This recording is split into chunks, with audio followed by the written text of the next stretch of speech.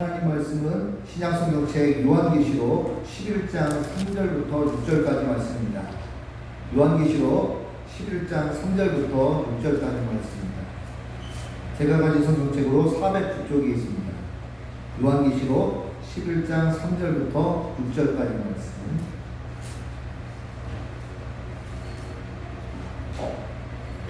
요한계시록 11장 3절부터 6절입니다. 다 찾으셨으면 우리 함께 같이 한번 읽겠습니다. 시작. 내가 나의 두 증인에게 권세를 주리니 그들이 굵은 베옷을 입고 1260일을 예언하리라.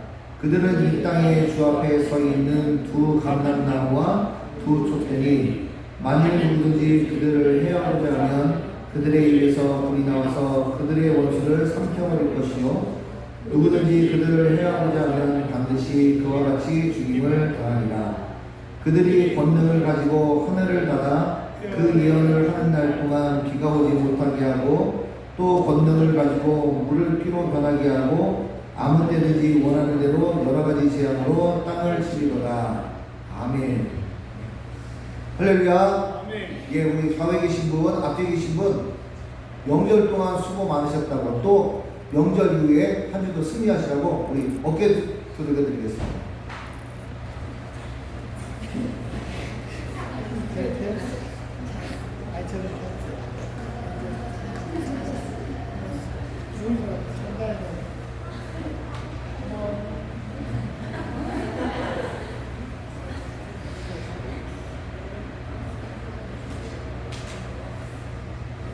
우리 이 시간에 같이 찬양 같이 부르겠습니다. 오늘 말씀의 제목은 지금은 엘리야 때처럼.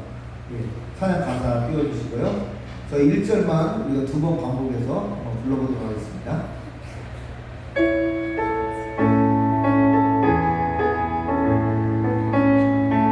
지금은 엘리야 때처럼 주 말씀이 선포되고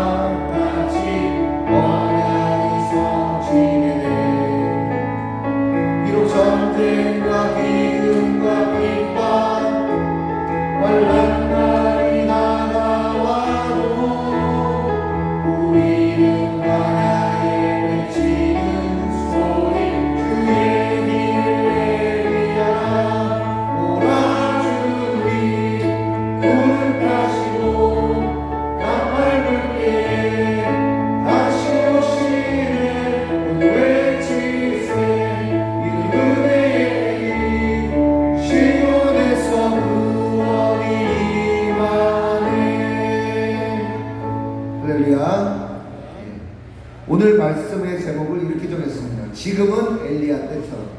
노래 가사랑 똑같습니다. 자, 이 찬양이 처음 나왔을 때 이 찬양을 부르는데 마음에 들지 않았습니다. 왜 들지 않았냐? 제가 기타를 쳐야 되는데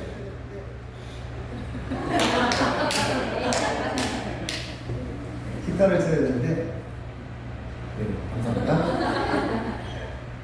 이게 쉽지가 않은 거예요. 이게 뭐 박자 맞추기가. 그래서 제가 지금은 엘리야 때처럼을 싫어했습니다.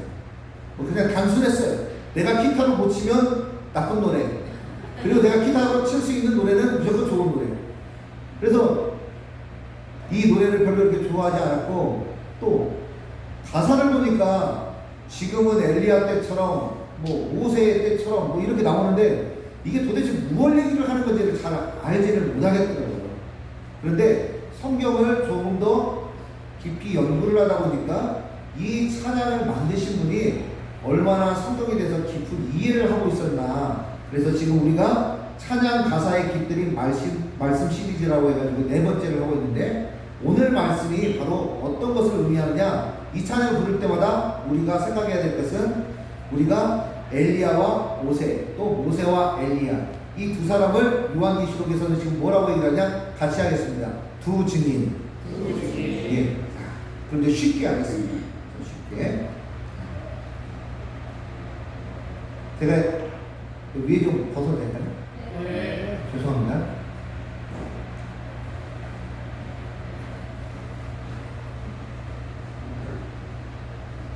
여기 마이크 좀 켜주시겠어요?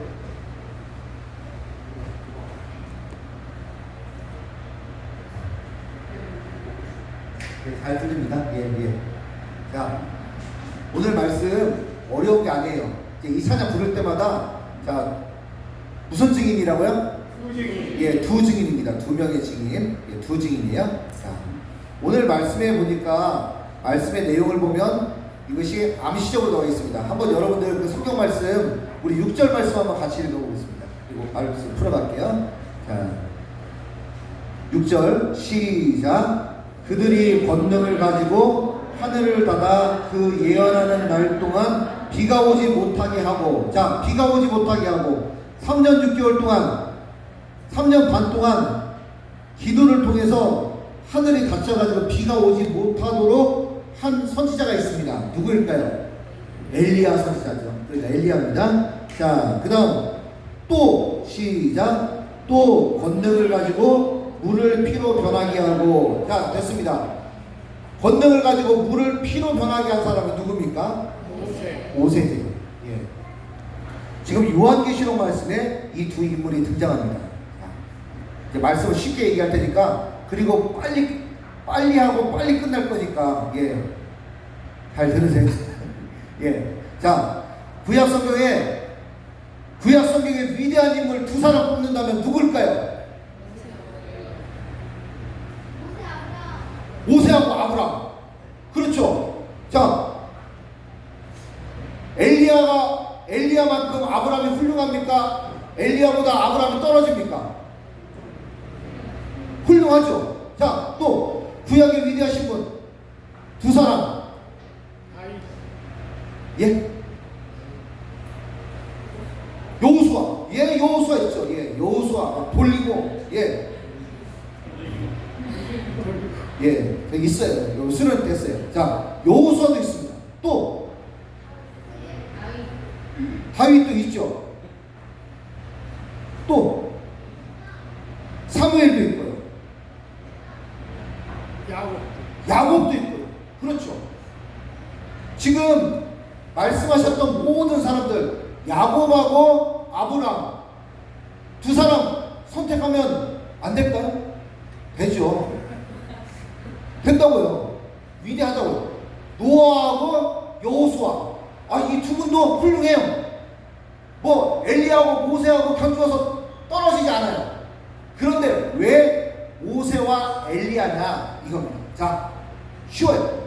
오늘 말씀이 너무너무 쉬워요. 구약 성경에 보면은 모세가 있는데, 모세는 하나님으로부터 어떤 산에서, 시내 산에서 무엇을 받습니다? 십계명을 받아요. 율법을 받아요. 즉 십계명 율법을 다른 말로 얘기하면은 하나님의 뭐예요? 하나님의 말씀. 그래서 하나님의 율법, 하나님의 말씀을 받은 사람이 누구냐면 바로 모세입니다. 그럼 모세 하면은 어떤 사람이냐? 하나님의 말씀의 대표자예요. 자, 같이 합니다. 모세는 말씀의 대표자. 예, 모세는 말씀의 대표자예요. 그런데 시간이 지났어요. 시간이 지났는데 북이스라엘에 아합 왕이라는 사람이 있었어요. 이 왕은 아주 평판이 좋지 않은 왕이었어요. 하나님 보시기에 악한 왕이었어요. 그랬더니 하나님께서 엘리야를 시켜가지고 디셉 사람 엘리야를 시켜가지고 엘리야의 말이 없으면 하늘에서 우로가 비가 있지 않을 것이다 이렇게 얘기했는데 무려 3년 반 동안이나 가뭄이 들어버렸습니다. 자, 바로 이게 뭐냐면 하나님의 능력으로 그렇게 된 거예요. 자, 그러면 엘리야는 구약시대에 어떤 사람이냐 같이 합니다. 하나님의 능력. 시작. 하나님의 능력. 예, 그러니까 구약시대에 모세는 하나님의 말씀의 대표자였고 엘리야는 하나님의 능력을 대표하는 사람이었어요. 자, 같이 한번 합니다. 하나님의 말씀, 하나님의 능력. 예, 여러분들 두 손 가지고 한번 해보겠습니다. 시작. 하나님의 말씀, 하나님의 능력. 예, 이것이 바로 모세와 엘리야가 갖고 있는 상징성이었어요. 그런데 이 두 사람들은 다 구약시대 때 세상을 떠났어요. 그런데 신약시대 때 예수님께서 이제 십자가에 달리시기 전에, 세상을 떠나시기 전에 예수님께서 산에 가서 기도를 하시는데 그때 베드로와 요한과 야고보와 같이 갔습니다. 근데 이 제자들이 밤에 기도를 하다 보니까 하루 종일 돌아다니다가 밤에 기도를 하니까 어떻게 됐냐면 잠이 들어버렸어요. 근데 자다가 딱 눈을 떠보니까 예수님이 환하게 변화되어 있으셨어요. 산 위에서. 근데 자세히 봤더니 거기에 누가 있었냐면 두 사람이 더 같이 있었습니다. 그 사람들은 구약 시대를 대표하는 두 인물이 있었어요. 누구와 누굽니까? 모세와 엘리야. 그러니까 모세와 엘리야가 예수님과 함께 만난 것은 바로 뭐냐면 하나님의 말씀과 하나님의 능력을 가지고 이 땅에서, 지상에서 사역을 하셨던 분이 바로 누구였냐면 예수님이었어요.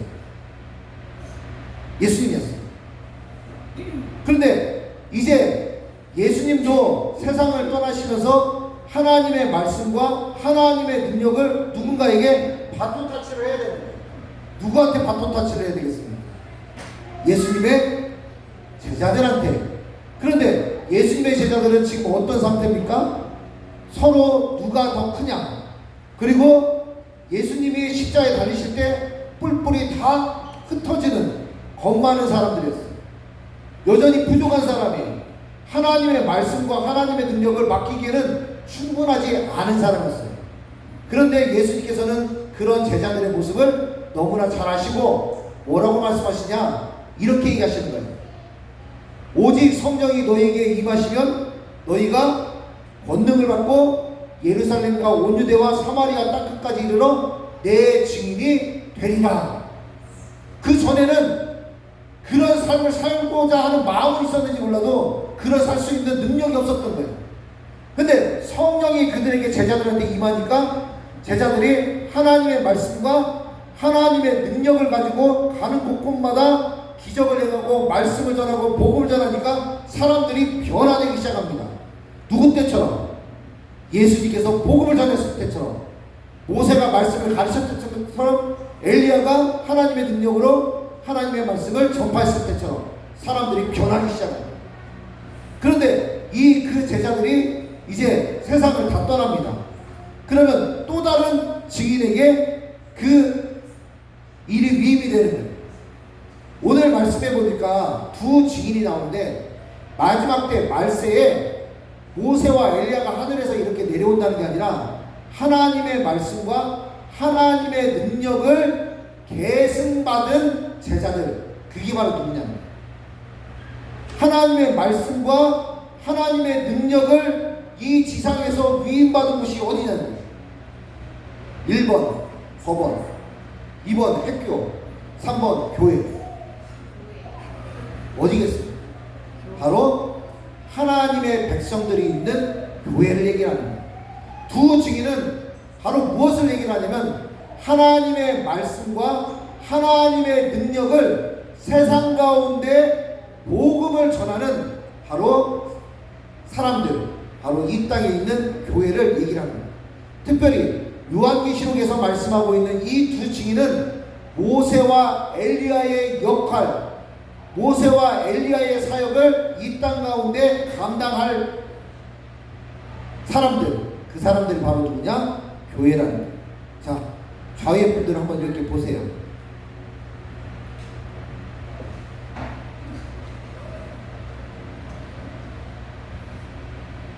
교회가 뭐냐? 교회의 중심은, 교회는 사람입니다. 교회는 사람이에요. 최근에 저 뒤에 있는 누런 황소 같은 문을 바꿔가지고 이제 하얀 양 같은 문이 됐습니다. 예, 좀 바뀌었죠? 예, 바뀌었어요. 근데 저 문을 달면서 뭐 하나 기스나거나 이렇게 때가 묻는 것에 대해서 굉장히 민감했었거든요. 근데 기도하면서 그 생각이 드는 거예요. 저 문보다 더 중요한 거는 저 문을 드나드는 성도들이 훨씬 더 중요하다. 훨씬 더 중요하다. 우리 민구 형제가 항상 저랑 이렇게 밥 먹고 옛날 얘기를 하다 보면 민구 형제가 그렇게 얘기합니다. 처음에 농성동에 살다가, 아니 동천동에 살고 있다가 이쪽 농성동으로 와서 새로운 교회라고 봤더니, 물론 새롭기는 새롭죠. 저는 못 봤던 교회니까. 근데 이게 도대체 이게 교회 건물인가, 이런 생각이 들 정도로, 도대체 이게 이렇게 될 수 있는가. 그런데 최근에 우리 교회를 방문하는 사람들이 한결같이 하는 얘기는 뭐냐면, 참 교회가 깨끗하네요, 이렇게 얘기합니다. 교회 건물이 깨끗해지고 누수됐던 것도 다 잡아지고 모든 것들이, 환경이 개선됐습니다. 그런데 기도하면서 깨닫는 건 뭐냐면, 이 건물보다도 훨씬 더 중요한 거는 바로 뭐냐면, 이곳에서 예배드리는 성도들이 중요하다. 성도들 한 사람 한 사람이 훨씬 더 소중합니다. 이제 조만간 여러분들은 제가 서 있는 이 자리를 조만간 이제 보실 일이 별로 없을 거예요. 많이 봐주세요. 추억의 한 장면으로 이제 지나갈 거예요. 사진 찍어 두셔도 돼요. 왜냐? 강단이 바뀔 거예요. 강단이 바뀐다고 생각하니까 가슴이 아파요. 그동안 얘랑 정들었는데 얘랑 헤어질 생각을 하니까 가슴이 아파요. 예. 그래도 뭐 바뀌어야 될 것 같아요. 예. 강단은 매우 중요하지만 강단에 서는 사람이 훨씬 더 중요하고, 강단에서 선포되는 하나님의 말씀이 중요합니다. 우리가 볼 때, 세상적으로 볼 때 우리는 변변치 않은 사람, 특별히 내놓을 것이 없는 그런 사람으로 보일지라도 다른 사람이 나를 보는 시선 중요하죠. 그런데 한편으로 그다지 중요하지 않아요. 어제 제가 저희 집 막내를 데리고, 저희 집 뭐 막내라고 해봤자 은영이겠죠. 은영이를 데리고 제가 시내를 나갔습니다. 시내를 나갔는데 은영이가 반바지에 반팔을 이렇게 입고 나갔어요. 그랬더니 은영이가 자꾸 신경을 쓰는 거예요. 사람들이 나를 쳐다보는 것처럼 생각을 하는 거예요. 제가 옆에서 얘기했죠. 너를 쳐다보는 사람은 아무도 없다. 아무도 없다.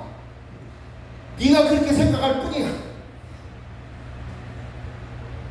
다른 사람이 나를 보는 것은 굉장히 중요하지만 어떻게 보면 별로 중요하지 않을 수 있어요.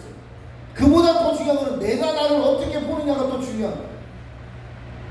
오늘 오전에 함께 이 자리에서 처음 이렇게 따님과 그리고 여동생을 데리고 오신 분이 있어요. 근데 어려움이 있었어요. 최근에 따님이 이렇게 불건전한 곳에서 이렇게 좀 스터디를 했어요. 그래서 저하고 상담을 해가지고 쓱 했어요. 예. 하나님의 은혜로 2시간 만에 쓱 해가지고 이렇게 이 자리까지 나오게 된 거예요. 그런데 그 따님하고도 이렇게 대화를 해보고 또 이렇게 이야기를 해봤지만, 그가 그렇게 변화될 수 있었던 것에 대해서 굉장히 감사합니다. 그 부모님도. 중요한 것은 것이 아니라 사람입니다. 한 사람 한 사람, 하나님께 택함받은 한 명 한 사람이 바로 뭐냐? 성경에서 요한계시록에서 무엇이라고 얘기를 하느냐? 두 증인이라. 바로 하나님의 말씀과 하나님의 능력을 행하도록 그것을 위임받고 그것을 맡겨준 것이 바로 어디냐? 그것이 바로 교회라는 겁니다. 우리의 수에 많고 적음이 있지 않고 하나님은 우리의 외모나 우리의 형편이나 이것을 살피실 것이 아니라 우리의 믿음을 보시고 우리에게 하나님의 말씀과 하나님의 능력을 우리에게 맡겨주셨습니다. 그리고 그것을 증인으로서 다른 곳에 전파하는 삶을 살도록 그렇게 말씀하셨습니다. 그런데 그 집사님하고 대화를 하다가 그 집사님이 굉장히 처음에 상담받으러 왔을 때는 완전히 땅을 파고 들어가시는 거예요. 땅을 파고. 그러다가 한 번 더 만남을 갖게 됐는데 제가 쓴 책을 읽어보셨다고 그러더라고요. 근데 제가 쓴 책을 읽어보더니 그분이 이런 말씀을 하세요.